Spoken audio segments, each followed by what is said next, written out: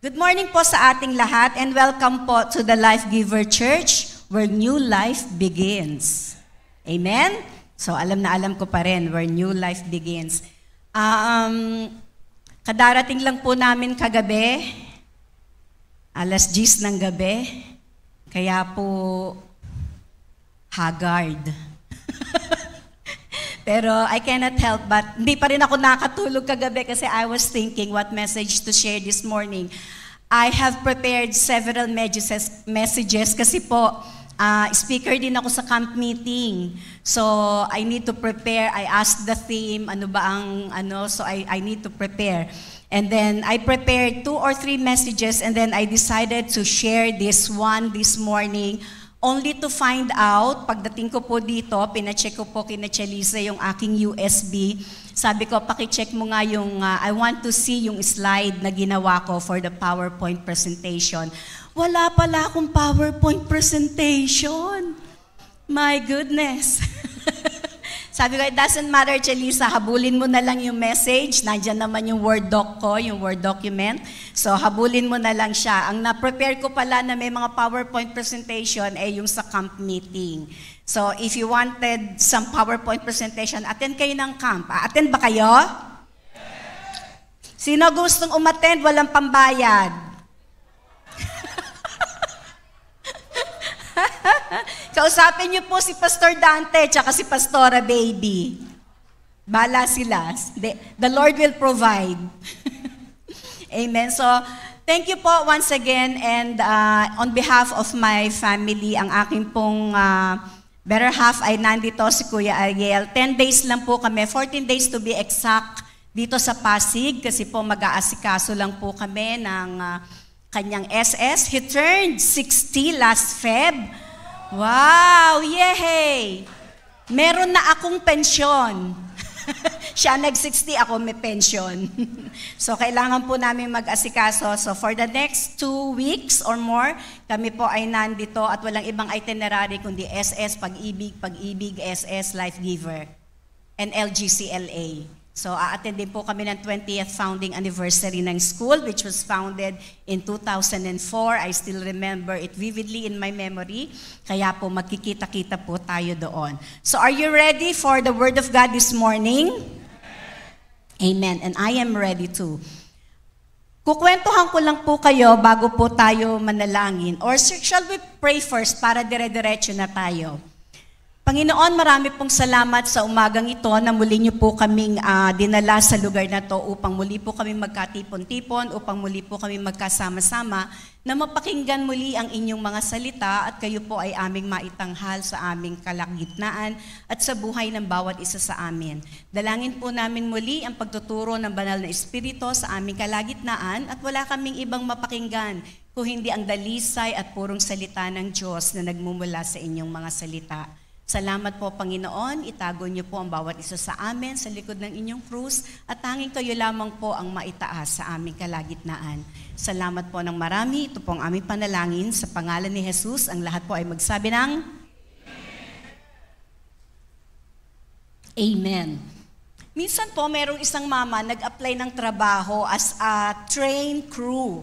Yung pong nasa ground siya. To make it contemporary, I will revise the story. Meron pong isang mama nag-apply ng trabaho sa MRT station.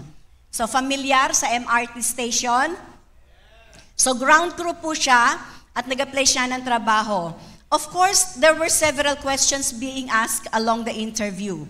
And the last one ay inihatid po sa kanya at ang tanong po sa kanya ay ganito. Okay, this would be your last question. Halimbawa, matanggap ka namin as a ground crew dito sa MRT, on the operations of MRT. Nakita mo isang araw, nagulat ka na lamang. There was a news na nakarating sa iyo na merong isang tren galing Alabang. So, Alabang is south, right? May isang tren galing Alabang at na tumatakbo ng 75 miles per hour.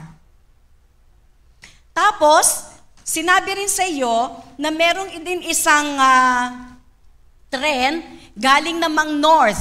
So, saan galing yon?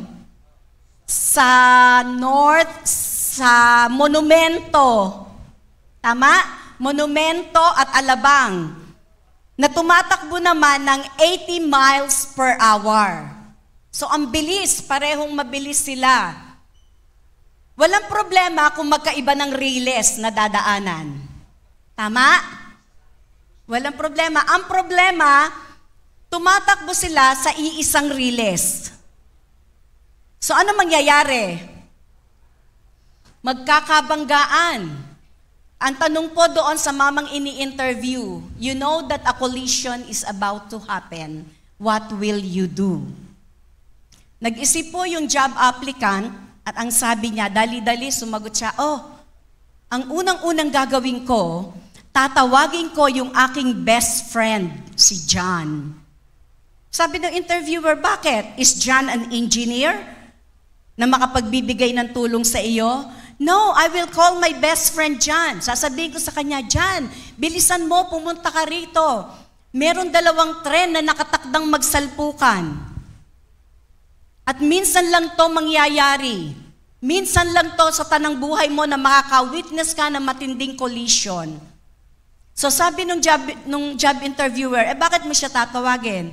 Kasi ayokong ma-miss out niya yung collision na magaganap.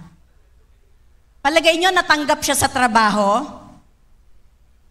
Tatanggapin nyo ba yon? Hinayaan na lang magsalpukan yung 2 tren. Alam nyo po, one time, mga 4 weeks ago, there was a news in our town sa Perth, isang malaking truck at isang maliit na USV car ang nagsalpukan doon sa amin po sa isang highway. And then we found out na yung mama who is 55 years old na nakasalpukan ng malaking truck, nakasakay lang kasi siya sa isang maliit na kotse, ay namatay on the spot. Only to find out that 55-year-old man happens to be the former teacher in Ellenbrook Christian College, the Christian school where my 2 granddaughters are studying. Asawa ng teacher ni Zoe. So it was a devastating news in the college. Church, this morning, maraming collisions ang nangyayari only to end up not in a happy ending, but in a devastating ending, right? Today, this morning, I will present to you a message that there's also a collision that happened but never ended on a sad note, on a devastating collision. But it was an intimate collision with a happy ending. Meron pala nun? Intimate collision with a happy ending? Let's go over with Luke chapter 7 verses 11 to 17. Tignan po natin. Basa po mga kalalakihan.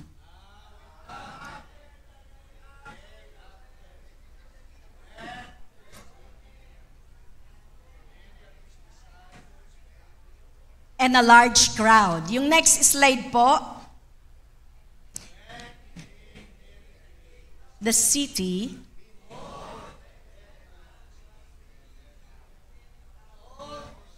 of his mother, and she was a widow. And a large crowd from the city was with her. When the Lord saw her, the widow, he had compassion on her and said to her, "Do not weep." Then Jesus came and touched the open coffin, and those who carried him stood still. And he said, "Young man," sino po yung mga young man dito? No, once young. Hindi kayo young man, you are once young. Young man, I say to you, arise. So he who was dead sat up and began to speak, and he presented him to his mother. Then fear came upon all, and they glorified God, saying, "A great prophet has risen among us, and God has visited his people."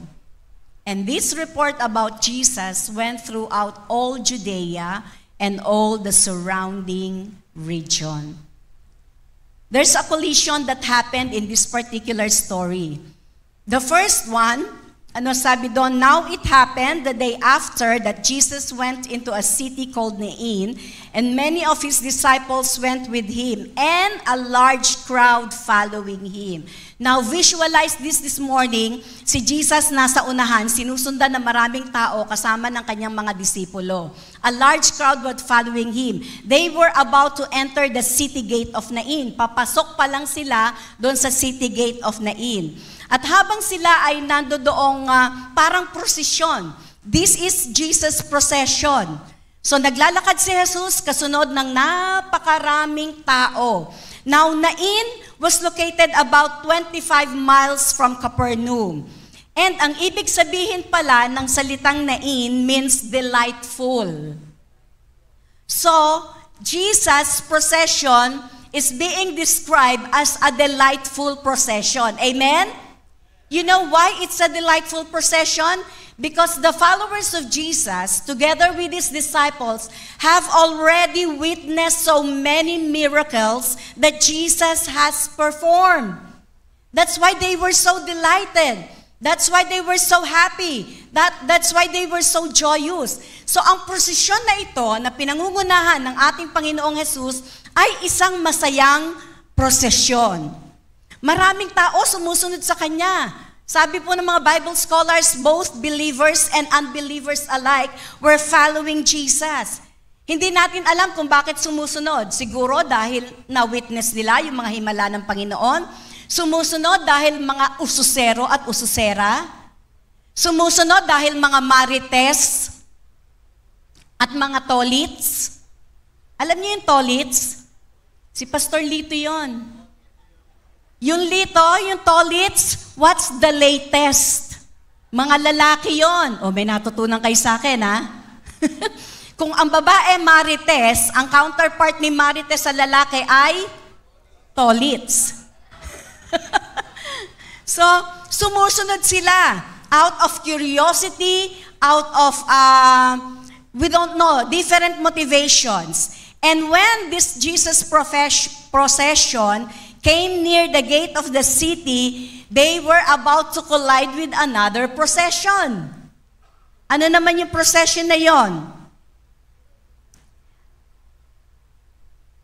When they were about to came near the gate of the city, behold, a dead man was being carried out, and the dead man is the only son of his mother, and the mother was already a widow, and a large crowd from the city was following that procession. So it's a funeral procession. Nakukuha nyo ang senaryo? Andito si Jesus, masaya, maraming tao, sumusunod, naglulundagan sa tuwa, sa kagalakan, papasok sa city gate of Nain.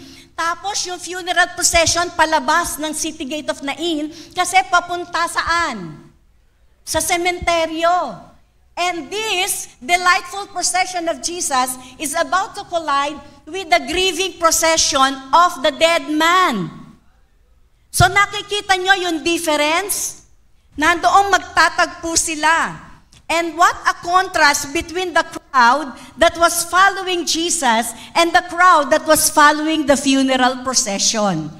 What was the prevailing emotion on Jesus' procession? Joy. What was the prevailing emotion on the funeral procession? Lungkot, sorrow, grief. You know, in a sense, church, this morning, each one of us may be following either one of this procession. Ngayong umaga, maaring isa sa atin, o dalawa, tatlo, meron sumusunod kay Jesus, o meron din namang sumusunod sa funeral procession. What do I mean? Minsan, pumupunta ka sa church, pero may dala kang lungkot sa iyong kalooban. Amen? Pumupunta ka sa simbahan, pero meron kang dalang hapdi at sakit ng kalooban. Marahil dahil sa bigat ng iyong problema sa anak, problema sa asawa, problema sa pananalapi. So it's either a person is following either a Jesus procession or a funeral procession. And this procession is about to collide. So sila po ay magtatagpo sa kalagitnaan. Now, the next collision took place between two people in pain. Sino po yung punong-puno ng kasakitan ng kalooban? The two people in pain collided. First, the widow in pain. It tells us in verse 12 na yung anak na kanyang ililibing was her only son. And the mother was already a widow. Anong ibig sabihin nun? She was in her most desperate condition. Kasi po, as a widow, she has no husband to provide for her. The only remaining person that would be able to provide for her sana ay ang kanyang anak na lalaki. Pero, namatay rin yung kanyang anak na lalaki. So, in Jesus' time, pagka-widow ka, it was a difficult time. Kasi no family support, no government support. Widows, orphans in ancient times were often in danger going hungry because they lack resources. No one is able to provide for them. No husband, no sons, no family to provide for you. So this widow in pain is in her most desperate condition. She lost her only son, yung natatanging pag-asa niya sa kanyang buhay ay nawala pa. Di ba ang sakit nun? For a mother, there is nothing more devastating than the loss of a child. Kasi unnatural to. Dapat, ang mga magulang ang nakasasaksi ng paglilibing ng kanilang anak. Tama po ba ko? Dahil first in, first out. Ganun po tayo. But for a mom, witnessing the burial of his only son, ang sakit sa kalooban noon bilang isang ina. I witnessed this happen to my elder sister, si Ate Norma ko. 2 anak na lalaki niya po ang inilibing namin. The last one, si Ryan, was just last year. All of a sudden, Ryan suddenly died. And kitang-kita ko po yung pain sa mukha ng ate ko. 2 na niyang anak na lalaki ang inilibing niya. My ate is already 75 years old. Nang mamatay ang kanyang anak was in their early 30s. So how painful was that for a mom, witnessing the burial of your only son? And this is basically the emotions that is running through in the heart of this widow in Nain, witnessing the death of your only son. And that only son is her only hope, yung natatanging pag-asa niya, her only source of provision. Church, can you imagine the pain? Can you imagine the confusion that she must be feeling at that time? Wala na siyang matatakbuhan. She must deal with grief like a normal mother would do all by herself. No families around to comfort her. No husband to comfort her. No mom, no dad. Mag-isa lang siya na nandoon na kanyang sasarilinin ang hapdi at pait ng kanyang dinaranas sa pagkawala ng kanyang nag-iisang anak. And not only that, parang wala na siyang haharaping kinabukasan, tama? Kasi ano pa silbi ng buhay niya? Wala na yung anak niya. Yung nagbibigay ng lakas sa kanya, the only reason why she is living is because there's still this son of hers. But now the son was gone, the son was lost, the son is now dead. So wala na rin siyang pag-asa. Ano ang tumatakbo sa kanyang isipan? Do I still have something to look forward to in the future? Meron pa ba akong kinabukasan na haharapin? How will she be able to pay her bills? How will she be able to live? O kung siya ay nangungupahan, paano pa siya makakapambayad ng upa? Now, all of these are questions that must be running through her mind.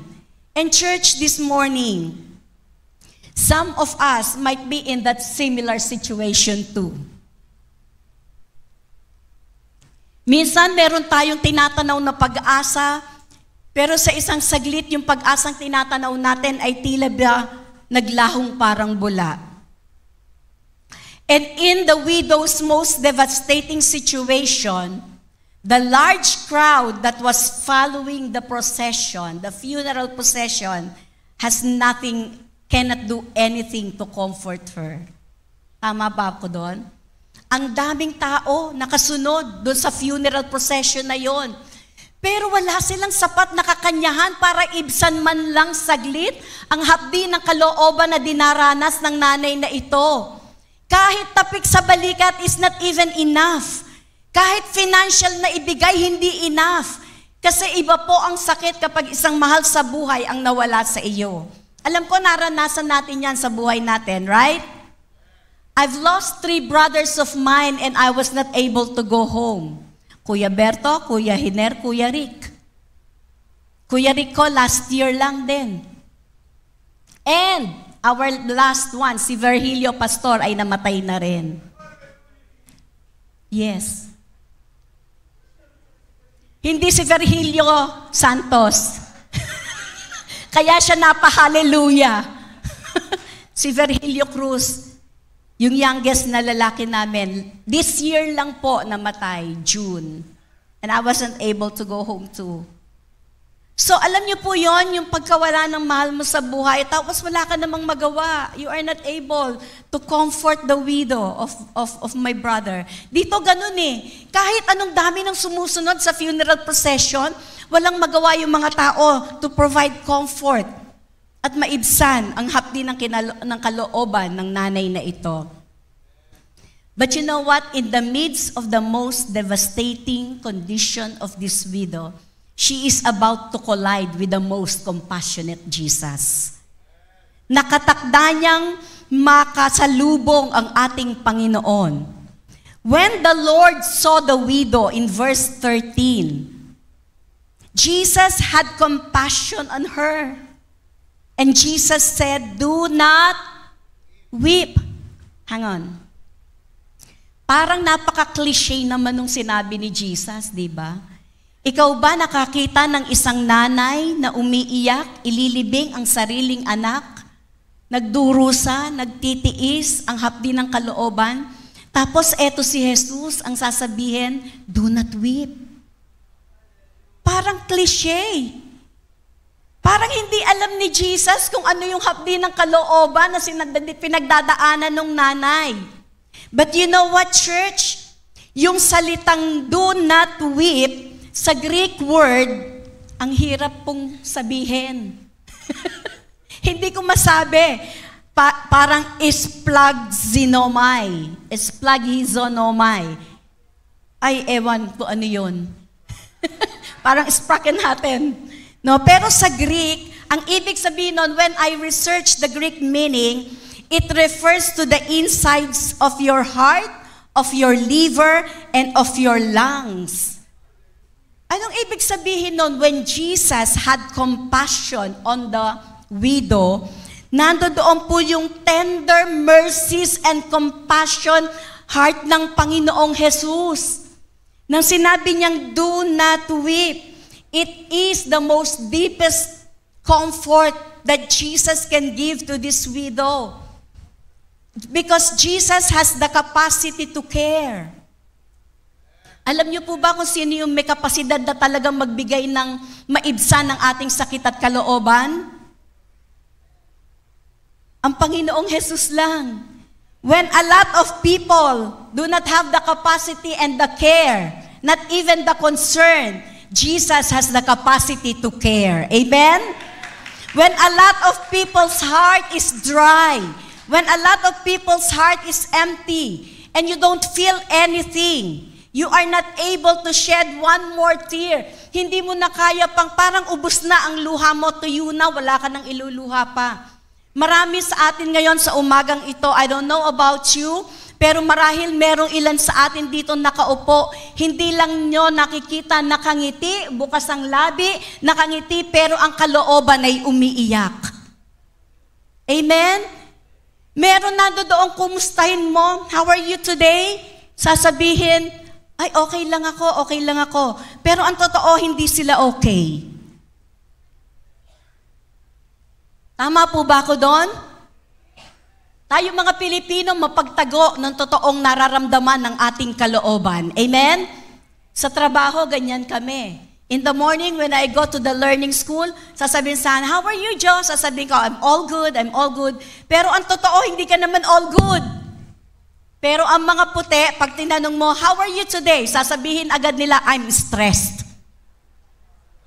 Kasi very open sila sa emotions nila. Pero tayo, hindi.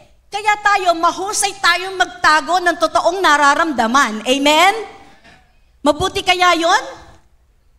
Hindi po, minsan mas maganda sasabihin mo.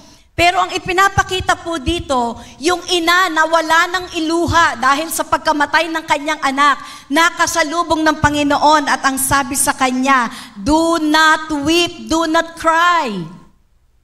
You know what is another implication when Jesus said those words to her, do not weep, do not cry? Ang ibig pong sabihin noon, huwag kang umiyak, balo. Huwag kang umiyak, ina. Ang ibig sabihin ng Panginoon, He is in effect giving this widow a hint that a miracle is about to take place. Amen? Nung sabi niya, huwag kang umiyak, ibig sabihin, binibigyan na siya ng pag-asa, ng senyales na merong mangyayaring himala sa buhay nilang mag-ina.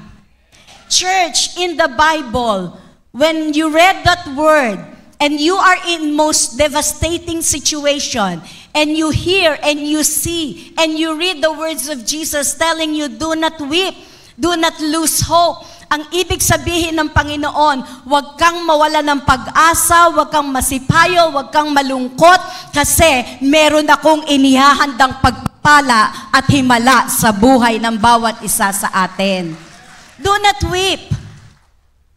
Naalala ko po, merong isang contest sa isang maliit na town. And the contest is about finding the most caring child. Finding the most caring child. Ang nanalo po ay isang batang 5-year-old. Mark won the contest that he was the most caring child. Tapos, nung inawardan po siya after the awarding ceremony in that little town, tinanong ng nanay, ano ba ginawa mo, anak? Bakit ikaw ang the most caring child? The mother learned na yung palang next door neighbor nila who is an old man, lolong-lolo na, sino po ba oldest dito? Ay si Mama. No, si Mama Feli. No, even older than Mama Feli, mga 96 years old po. Yung kanilang neighbor ay namatay po yung asawa. Hindi siya ang namatay, yung asawa ang namatay. Now, nung makita po ni Mark na umiiyak yung matandang lalaki, upon seeing the man cry, the little boy went into this gentleman's yard. Pumunta po siya agad sa kabila, sa kanilang yard. Ang ginawa nung bata, umupo lang dito sa lap ng matanda. Umupo lang siya. Tapos nanalo na siya that he was the most caring. Sabi nung nanay, out of curiosity, anak, nung nakaupo ka sa lap ng matanda, ano ba sinabi mo? Sabi nung bata sa kanya, Mom, nothing. I just sat on the old gentleman's lap and I do nothing. I just help him cry. Tinulungan ko lang siyang umiyak. Umiyak siya, umiyak na rin ako. And he won as the most caring child in the community. You know what, church? Ang Panginoon, hindi lang siya sasabayan ka sa pag-iyak. Actually, patatahimikin ka nga niya sa iyong pag-iyak eh. Amen? Hindi ka lang niya sasawatain sa iyong kalungkutan. Hindi ka lang niya sasamahan sa iyong kalungkutan. Papawiin ng Diyos ang kalungkutan mo at papawiin ng Diyos ang lahat ng nararamdaman nating paghihirap ng kalooban. Tanong ko po sa inyo, have you been hurt so bad that you cannot even describe the trauma that you feel? Yung hindi mo ma-experience, there are no words to describe the pain. Walang makapag-explain, hindi mo kayang ipaliwanag. You cannot find the right words to describe how painful your trauma is. Pero alam niyo po, hindi man natin kayang i-describe yan. Ang Panginoon ang nakakikita ng lahat ng pinagdaraanan natin. Amen? Amen. At ang isa pa pong maganda rito, na magkatagpo when this widow and Jesus collided, the Lord extended His compassionate mercy upon the widow. Hindi niya hinayaang lumampas yung funeral procession. Kung iba-iba lang yun, palalampasin lang, baka umiba pa ng landas yung grupo ni Jesus, right? No, hindi. Nagpang-abot sila. Pinatigil niya yung funeral procession. At pagkatapos tinitigan niya sa mata yung nanay na labis na umiiyak. At ang sabi sa kanya, huwag ka nang umiyak. Mararanasan ng nanay na ito yung tinatawag na unfailing love ng Panginoon. I remember Lamentations 3:22-23. The unfailing love of the Lord never ceases, never ends. His mercies have been kept from complete destruction.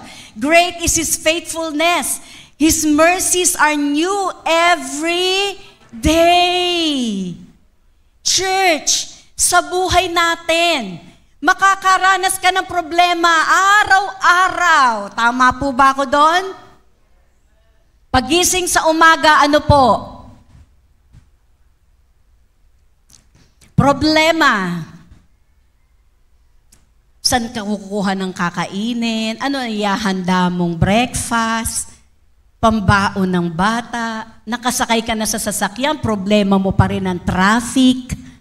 Naubusan ka ng gasolina dahil sa traffic, problema mo pambayad ng gasolina. Hindi tayo nauubusan ng problema. Tama po ba ako doon? Every single day. Parang ganon. We just flow with the motions. We go with the motions every single day.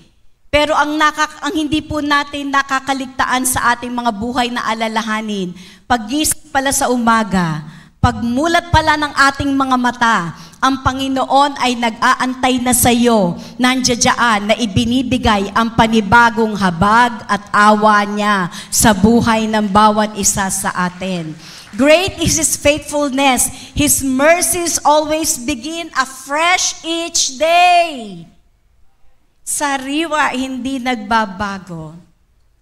And then, the next collision that is about to take place is in verse 14. First, the procession, the collision of the procession. Second is the collision between Jesus and the woman. And the third collision is in verse 14. Then Jesus came and touched the open coffin, and those who carried the young man stood still, and He said, "Young man, I say to you, arise." There were two suns that's about to collide. May dalawang anak na magko-collide, na magkikita, na magkakabanggaan. Sino po yung two sons na yon? First is the Son of the living God, Jesus, who at that time was very much physically alive and present, but is about to die. Right? He is about to die. And the second son is the son of the woman who is dead, already in the coffin, but who is about to rise. Nakita niyo po yung collision? Si Jesus na buhay, pero nakatakdang mamatay sa krus ng Kalbaryo, is about to collide with the gentleman who's already dead, but who is about to rise from the dead. So two sons collide. One was alive, but destined to die. The other dead, but destined to live. Ano ginawa ng Panginoon? Then He came and touched the open coffin. Tinouch niya po. You know, culturally speaking, dito, bawal sa mga Hudyo. You cannot touch a dead man's body. Culturally speaking, during that time, bawal sa kanila. But here Jesus demonstrates that when touching the open coffin and the body of the dead man, Jesus demonstrates that He has the power, that He has the authority, that because of His grace is more powerful than religious traditions, ceremonies, and laws. Diba? Bawal sa Kanya pero hindi. Dahil nakatakda niyang buhayin yung lalaki. So what He did, He touched the coffin. He touched the dead man's body. Ang mga Hudyo, bawal yon. Hindi mo pwede because you will be deemed unclean. Ikaw ay tang marumi kapag hinawakan mo anything that is dead. Pero si Jesus, because He is the Son of God, who is about to die on the cross of Calvary, dito pa lang ipinamanghanan niya ang kanyang kapangyarihan na sinabi niyang siya lamang ang may kapangyarihang salangsangin ang anumang batas ng lipunan na kanyang kinabibilangan. You are not about, no. But when Jesus needs to do a miracle, talaga po namang wala siyang gagawin para po mangyari lamang ang himalang nakatakda niyang gawin. Amen? So this morning, is there anything dead in your life?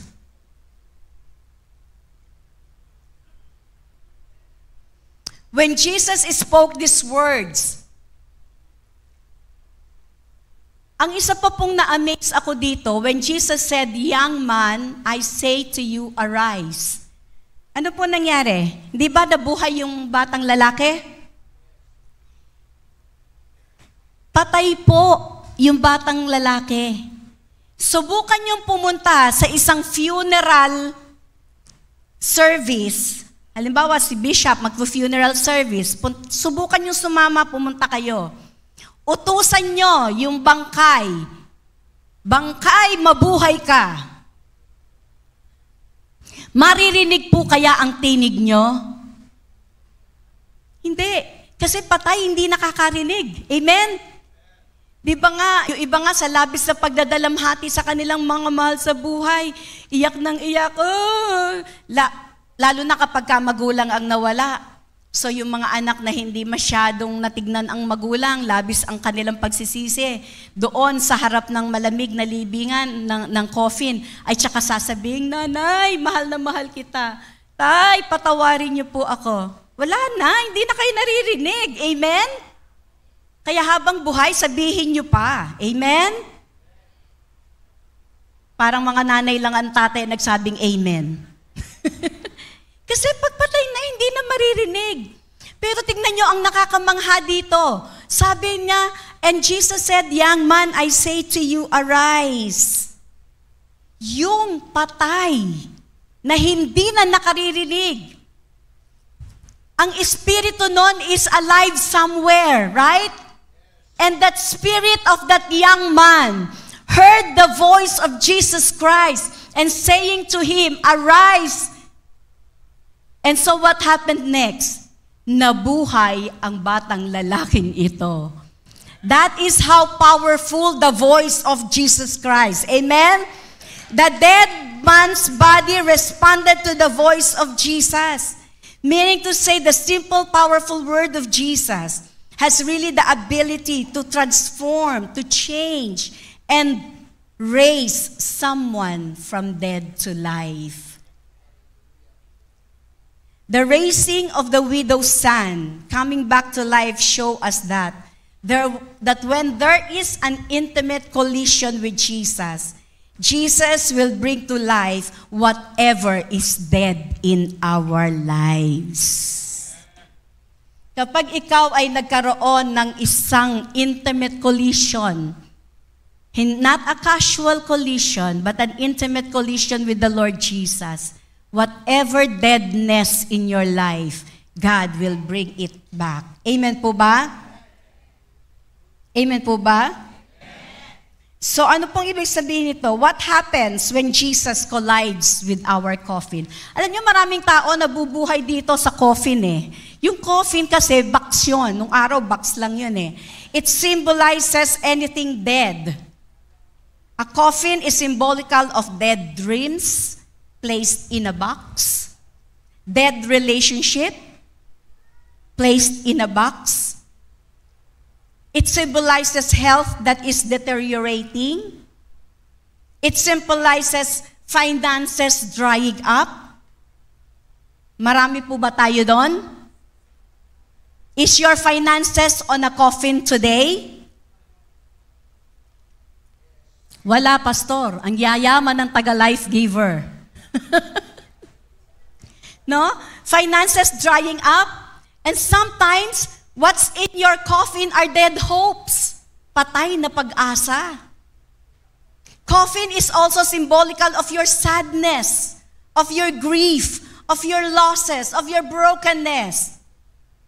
Napanood niyo ba yung Inside Out 2? Napanood namin yon. Napapanood ko yung mga ganon dahil sa mga apo ko. Pero maganda yung mga emotions doon. Sadness, grief, losses, brokenness, which are all valid emotions. But sometimes they are placed in a coffin. They are placed in a dead box.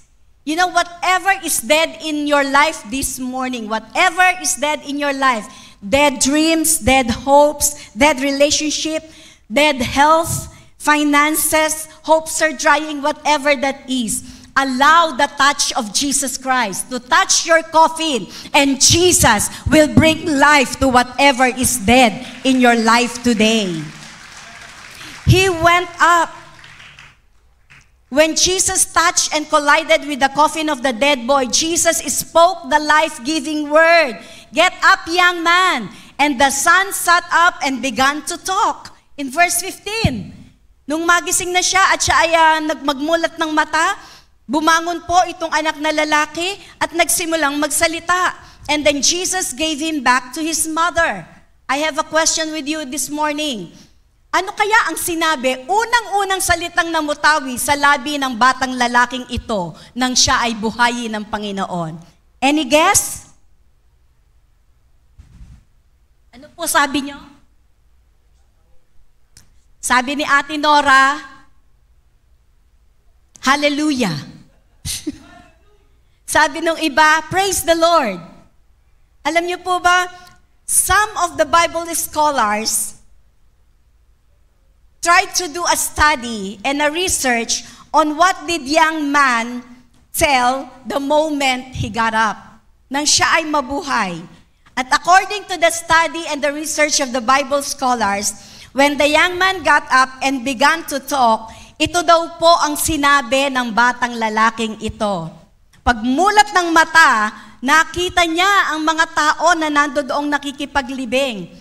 Noong kapanahunan po pala nila, if the last person in the family, like this one, the last son in the family of the widow, siya na lang yung kaisa-isang lalaki, ay namatay, ang lahat po pala ng gamit ng batang lalaking ito ay ibibigay sa kanilang distant relatives, nearest relatives I mean. At yung mga relatives, isosuot yung t-shirt niya, isosuot yung pantalon niya, isosuot yung sapatos niya doon sa araw ng kanyang libing. Kuha niyo po yon? That is paying tribute. According to the study, sabi pong ganon. Now, ang sinabi daw po ng batang lalaking ito, pagmulat ng mata niya, nakita niya, suot ni Brother Hill ang kanyang pantalon. Suot ni Pastor Dante ang kanyang t-shirt. Suot ni Pastor ang kanyang sapatos. So, nakita niya yung mga gamit niya. And the young boy said, hang on, I'm taking all back what belongs to me. Amen? Akin yan, that belongs to me. So, I'm taking them all back. Church, when our lives collided with the life of the Son of the Most High God, Jesus Christ, God spoke life-giving words into our lives, right?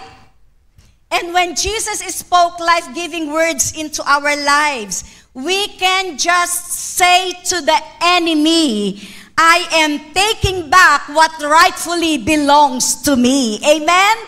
I am taking back my joy. I am taking back my peace. I am taking back my hope. I am taking back my dreams. I am taking back my life. And that you need to give it back to me because this is what the grace of God has done in my life today. Amen? Take back what rightfully belongs to you. Church, don't settle for anything less. We are made for more, right? Hindi tayo nominal Christians. We are not living an ordinary Christian life. Para saan ang kamatayan ni Jesus sa krus ng Kalbaryo kung hindi niya ibubuhos sa atin ang kapuspusan ng kanyang biyaya? So hindi tayo dapat nabubuhay na talunan. Hindi tayo dapat nabubuhay na araw-araw na lamang para tayong pinagsakluban ng langit at lupa. Hindi tayo nabubuhay na para tayong ano ba to? Ganito na lang? I am just living in motion. Wala nang nangyayari, ganito, ganyan. Hindi po. Nang mag-collide ang buhay natin sa buhay ng Panginoon, yung hininga niya, ibinigay niya sa atin. Amen? Hininga na nagbibigay buhay sa anumang bagay na patay sa buhay ng bawat isa sa atin. Church, do you want to experience an intimate collision with the Most High God today? Minsan parang ano lang tayo, no? Day in, day out, pupunta sa church, ganito na lang. But I am challenging you this morning. You attend our camp meeting. Amen? Kasi sa camp meeting, I know the Lord is about to touch His life with your lives. I know the Lord is about to pour out His Spirit upon each one of us. Kung sa araw-araw parang nawawalan ka na ng gana sa buhay Kristiyano, I am challenging you today. Go and register habang may panahon pa. Kasi kapag nasa Jabez na kami, hindi na kayo makakasunod. Malibang may sasakyan kayo. Alam niyo po we are living in the end times nga. Kaya mabuti na lamang merong camp meeting ang Life Giver. We will again experience a fresh touch coming from the Lord. Amen? Now, don't get me wrong. Every day should be a fresh touch coming from Jesus whenever you enter your room and pray to Him and read the Bible. Kahit nagda-drive ka nga lang, kinakausap mo, Panginoon, there's always fresh revelations coming from God. But it's a different thing kapag nasnoon ka sa camp meeting, right? Kasi sa camp meeting, sa 3 araw, kakalimutan mo muna ang mga problema mo. Tama po ba ako doon? Sa camp meeting, ang kahalubilo mo, puro mga magagandang salita ang maririnig mo. Tama? Sa camp meeting, hindi mo po problemahin ng breakfast, lunch, dinner kasi may tagaluto ka. Tama? Hindi mo po problemahin. Ang problema nyo nga lang, pagpunta sa camp meeting, yung pambayad. Tama ba ako doon?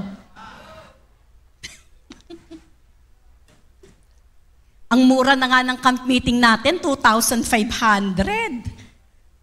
No? Murang-mura na po yan. Hindi kayang tumbasan ng salapi, ng halaga, ang kayang ibigay ng Panginoon sa buhay ng bawat isa sa atin. So church, this morning, if we have an intimate collision with Jesus, all the deadness in our lives will be given life again. And it's an intimate collision with a happy ending. Amen? God bless you po and see you sa camp meeting.